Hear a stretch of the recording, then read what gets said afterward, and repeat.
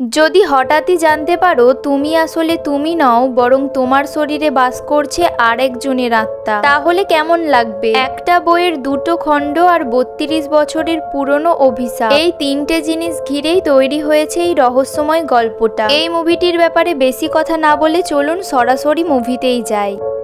মুভির শুরুতেই আমরা অনন্ত নামের এই লোকটিকে দেখি। অনন্ত সববাহী গাড়িতে করে মৃতদেহ শ্মশানে নিয়ে যাওয়ার কাজ করে। সে কোথা থেকে এসেছে, তার আসল পরিচয় কি, এমনকি তার মায়ের সাথে কাটানো মুহূর্ত কোনো কিছুই তার মনে নেই। তার মায়ের অ্যাক্সিডেন্টে মৃত্যুর পর সে এতটাই মনে আঘাত পেয়েছিল, তাই তার ছোটবেলার সমস্ত স্মৃতিই নাকি হারিয়ে গেছে। অনন্তর মধ্যে একটা অলৌকিক ক্ষমতা রয়েছে, সে মৃত ব্যক্তিদের আত্মাকে দেখতে পায়। যেসব মৃত ব্যক্তিকে সে গাড়িতে করে শ্মশানে নিয়ে আসে, তাদের মধ্যে কিছু কিছু ব্যক্তির আত্মা যারা ইহলোক থেকে মুক্তি পায় না, তাদের সে শ্মশানে নিয়ে আসার সময় গাড়ির মধ্যে তাদের আত্মাদের দেখতে পায়। অনন্ত শহর থেকে একটু দূরে একটা ফায়ার সেন্টারে থাকে। সেদিন রাতে অনন্ত একটা মৃতদেহ শ্মশানে দিতে গিয়েছিল। তারপর সে যখন গাড়ি থেকে সেই মৃত ব্যক্তিকে নামায়, সে তখন সেখানে দেখতে পায় মৃত ব্যক্তিটির আত্মাটা ও শ্মশানে থাকা আর একটা আত্মা তার গাড়ির ওপরে উঠে বসে আছে। তারপর অনন্ত কাজ সেরে বাড়িতে ফিরলে সে দেখে তার গাড়িতে বসে থাকা সেই আত্মা দুটো তার পিছু করতে করতে তার বাড়িতে চলে এসেছে। অনন্ত তন্ত্রবিদ্যায় ভীষণই পারদর্শী ছিল, কিন্তু সে কখনো কোথাওই তন্ত্রবিদ্যা শেখেনি। এই দুটো আত্মার যেহেতু মুক্তি ঘটেনি, তাই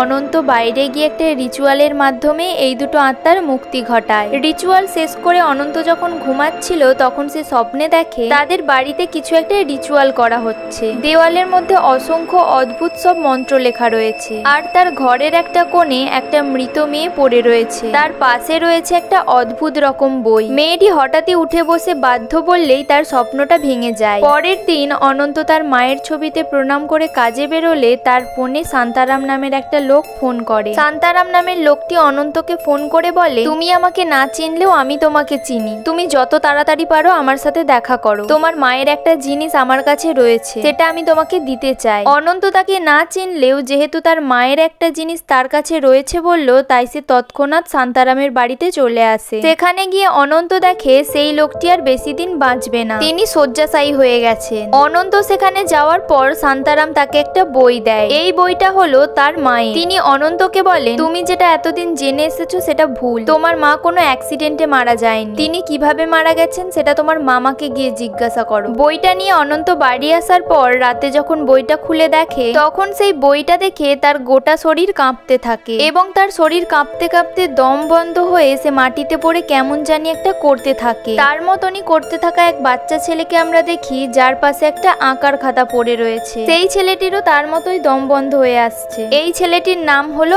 আদি। দম বন্ধকর অবস্থায় আদিকে এক অলৌকিক শক্তি গলা টিপে হত্যা করলে অনন্ত দেখি স্বাভাবিক হয়ে যায়। এরপর আমাদের ফ্ল্যাশব্যাকে গিয়ে দেখানো হয় আক্কার কাছে একটা মেয়েকে তার বাড়ির লোকেরা এনেছে ভূত ছাড়ানোর জন্য। আক্কা ভূত ছাড়াতে পারত। এই ছোট্ট মেয়েটির নাম হলো শ্যামা। শ্যামা হলো আক্কার মেয়ে। আক্কা তার মেয়েকে তার জীবনের চেয়েও বেশি ভালোবাসে। শ্যামা খুব ভালো আঁকতে পারত। শ্যামা লুকিয়ে লুকিয়ে আক্কার ঘরে দেখছে তার মা কিভাবে ভূত ছাড়াচ্ছে। দাদুভা সেই মেয়েটিকে ঘরের ভেতরে নিয়ে এলে ভূত ছাড়ানোর রিচুয়াল শুরু হয়। এই রিচুয়ালের মাধ্যমে জানা গেল এই মেয়েটির বাড়ির পাশেই একটা পুরনো বটগাছ ছিল, যেখানে একটা ব্রহ্ম রাক্ষস থাকতো। মেয়েটার বাবা সেই গাছটা কেটে দেওয়ায় ব্রহ্ম রাক্ষস রেগে গিয়ে তার মেয়ের ওপর ভর করেছে। ব্রহ্ম রাক্ষসটা এখন প্রতিশোধ নিতে চায়। তারা যেমন তার ঘর নষ্ট করেছে, তেমনি ব্রহ্ম রাক্ষসও চায় তাদের সংসারটাও ধ্বংস করে দিতে। এরপর আক্কা সেই মেয়েটির শরীর থেকে ব্রহ্ম রাক্ষসকে বের করে একটা মাটির হাঁড়িতে বন্দি করে রাখে। এরপর সিন বর্তমানে আসে। আমরা দেখি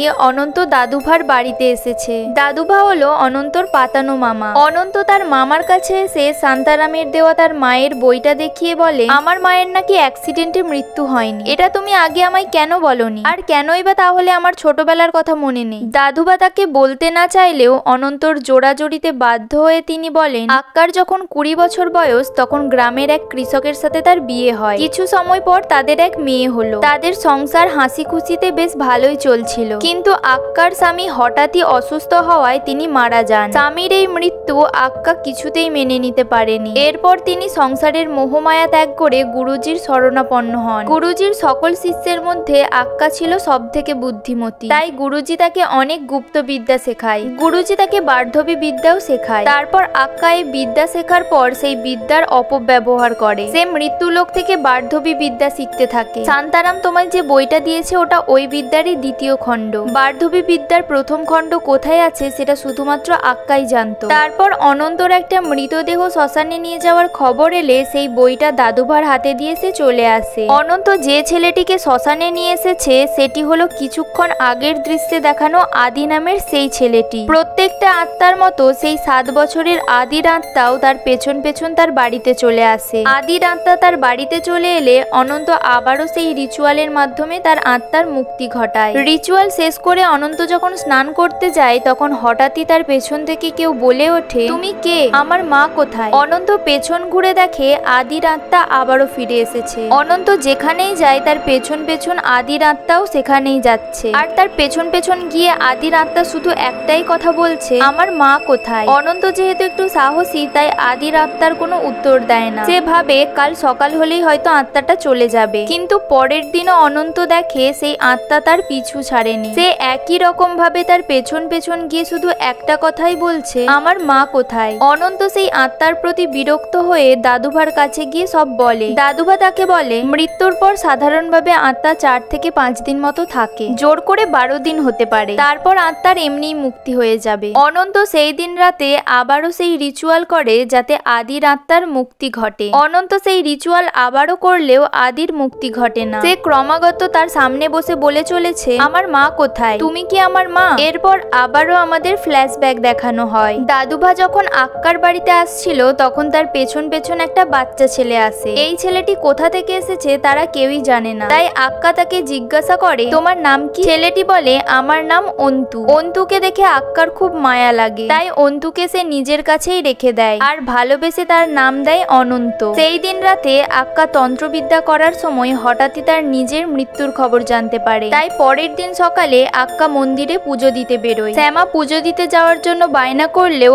আক্কা তাকে জোর করে বাড়িতে রেখে বেরিয়ে পড়ে পুজো দিতে। আক্কা যখন পুজো দিতে যায় সেই সময় মাটির হাঁড়িতে বন্দি করে রাখা ব্রহ্ম রাক্ষসটি মাটির হাঁড়ি থেকে কোনোভাবে বেরিয়ে পড়ে। আর বাড়িতে যেহেতু শ্যামা একাই ছিল তাই ব্রহ্ম রাক্ষসটি মাটির হাঁড়ি থেকে বেরিয়ে তাকে মেরে ফেলে। পুজো দিয়ে আক্কা বাড়ি ফিরে মেয়ের এইরকম অবস্থা দেখে তো কান্নায় ভেঙে পড়ে। সিন বর্তমানে আসে। অনন্ত বারবারই শ্যামার এই মৃত্যুর ঘটনাটা স্বপ্নের মধ্যে দেখতে পেত। অনন্ত এরপর থেকে যেখানেই যায় আদির আত্মা তার পিছু ছাড়ে না। ধীরে ধীরে অনন্ত আদির মধ্যে তার ছোটবেলা দেখতে পায়। তাই অনন্ত আদির সাথে নিজেকে মানিয়ে নেয়। একদিন অনন্ত যখন রাতে ঘুমাচ্ছিল তখন সে স্বপ্নের মধ্যে দেখে আদি ছাদের ওপর থেকে বলছে, আমাকে তুমি এখনো চিনতে পারলে না? অনন্ত এই কথাটা শুনে আদির পেছন পেছন গেলে সে দেখে ছাদের ওপর শ্যামা দেওয়ালে কিছু একটা আঁকছে। আর তার ঠিক পেছনেই একটা ভয়ঙ্কর দৈত্য দাঁড়িয়ে আছে, যার হাতে রয়েছে বার্ধবী বিদ্যার প্রথম খণ্ড। এই স্বপ্নটা দেখার পর হঠাৎই যখন তার ঘুম ভেঙে যায় তখন ঘুম ভেঙে সে দেখে আদি তার চারপাশে কোথাওই নেই। অনন্ত ভাবতে থাকে দাদুভা তো তাকে বলেছিল 12 দিন পর তার আত্মার মুক্তি হয়ে যাবে, হয়তো 12 দিন হয়ে গেছে তাই তার আত্মার মুক্তি হয়ে গেছে। তারপর থেকে অনন্ত এত স্বপ্ন দেখতে শুরু করে যে স্বপ্ন আর বাস্তবের মধ্যে সে নিজেকেই গুলিয়ে ফেলছিল। তাই দাদুভার কাছ থেকে স্বামী বেদান্তের খোঁজ নিয়ে তার আশ্রমে পৌঁছে যায়। স্বামীজির কাছে গিয়ে অনন্ত দাদুভা ও আক্কার কথা বললে স্বামীজির মুখ যেন কেমন গম্ভীর হয়ে যায়। অনন্ত তারপর স্বামীজিকে তার সমস্ত স্বপ্নের কথা জানায়। স্বামীজি অনন্তকে বলে, আমার গুরু আমাকে বলেছিল আক্কা বার্ধবী বিদ্যার প্রথম খণ্ডটা চুরি করতে পারে, তবে আক্কা এখনো বার্ধবী বিদ্যা করার জন্য উপযুক্ত হয়নি। 32 বছর আগে বার্ধবী বিদ্যার প্রথম খণ্ডটা রহস্যজনকভাবে চুরি হয়ে যায়। তোমাকে এইসব বলার আমার একটাই কারণ, একমাত্র তুমিই সেই বইটার প্রথম খণ্ডটা কোথায় আছে সেটার খোঁজ দিতে পারো। যখনই তুমি ওই বইয়ের প্রথম খণ্ডের ব্যাপারে কিছু জানতে পারবে তখনই তুমি আমাকে না হলে দাদুভাকে জানাবে। অনন্ত তার কথায় রাজি হলে দাদুভাকে ফোন করে তিনি বলেন, আজই অনন্তের উপর দ্বিতীয় খণ্ডটি প্রয়োগ করতে হবে। অনন্ত আমাদের কথাতে রাজি হয়েছে। আসলে বার্ধবী বিদ্যার প্রথম খণ্ড যাতে আবারও আশ্রমে ফিরিয়ে আনা যায় তার জন্য এটা হলো দাদুভা, শান্তারাম ও স্বামী বেদান্তের প্ল্যান। অনন্ত দাদুভার কাছে এলে দাদুভা বলে, আসলে আদির রূপে তোমার কাছে আক্কাই এসেছিল। 32 বছর আগে যখন শ্যামা মারা গিয়েছিল তখন আক্কা এক ভয়ঙ্কর প্ল্যান করে। আক্কা মাটির হাড়িতে বন্দি করে রাখা এক আত্মাকে আদেশ করে আশ্রম থেকে বার্ধবী বইয়ের প্রথম খণ্ডটা যাতে সে চুরি করে আনে। বার্ধবী ক্রিয়ার মাধ্যমে মৃত ব্যক্তির আত্মাকে অন্য দেহে প্রবেশ করানো যায়। তাই আক্কা প্ল্যান করে অনন্তর শরীর থেকে আত্মা বের করে শ্যামার আত্মার প্রবেশ করাবে। আক্কার প্ল্যান অনুযায়ী একটা থামে অনন্তকে আর অন্য একটা থামে শ্যামাকে বেঁধে রেখে রিচুয়াল শুরু করে। রিচুয়াল শুরু করলে সেখানকার পরিস্থিতি ভয়ঙ্কর হয়ে ওঠে। রিচুয়াল শুরু করার পর দাদুভা এই রকম পরিস্থিতি দেখে ভয়ে সেই রিচুয়ালে বাধা দিলে সেই আত্মাটি বইয়ের প্রথম খণ্ড নিয়ে উধাও হয়ে যায় এবং সেই মুহূর্তেই আক্কা মারা যায়। বার্ধবী রিচুয়ালের প্রথম খণ্ডে মৃত আত্মা দেহ বদল করে আর দ্বিতীয় খণ্ডে মৃত আত্মার জীবনে ঘটা সমস্ত স্মৃতি ট্রান্সফার করা হয়। বার্ধবী বইয়ের প্রথম খণ্ড অনুযায়ী অনন্তর আত্মাকে শেষ করে শ্যামার আত্মাকে অনন্তের শরীরে প্রবেশ করাতে সক্ষম হলেও দাদুভা সেই রিচুয়ালে বাধা দেওয়ায় দ্বিতীয় খণ্ডটি আর সম্পন্ন করতে পারে না। এই কারণেই অনন্ত আগের সমস্ত স্মৃতি ভুলে গেছে। দাদুভার মুখে অনন্ত এই সমস্ত ঘটনা শোনার পরেও সে দ্বিতীয় খণ্ডের রিচুয়ালটা করতে রাজি হয়, কারণ সে তার মায়ের সাথে কাটানো সমস্ত স্মৃতি ফেরত পেতে চায়। তারপর সেই দিন রাতে শুরু হয় দ্বিতীয় খণ্ডের রিচুয়াল শুরু করার পর ধীরে ধীরে অনন্তর মধ্যে 32 বছর আগের সমস্ত স্মৃতি ফিরে আসে। এরপর অনন্ত পুরোপুরি সুস্থ হয়ে গেলে দাদুভা তাকে জিজ্ঞাসা করে, তোমার কি প্রথম খণ্ডের বিষয়ে কিছু মনে পড়লো? তখন আমরা দেখি অনন্ত কেমন অদ্ভুত ভাবে তার মাথায় আশীর্বাদের ভঙ্গিতে বলে, বার্ধবী বইয়ের দ্বিতীয় খণ্ডের স্মৃতি শ্লোক পড়তে তোমার অনেকটাই দেরি হয়ে গেছে। দাদুভা তো এই কথাটা শুনে প্রচন্ড ভয় পেয়ে যায়। আর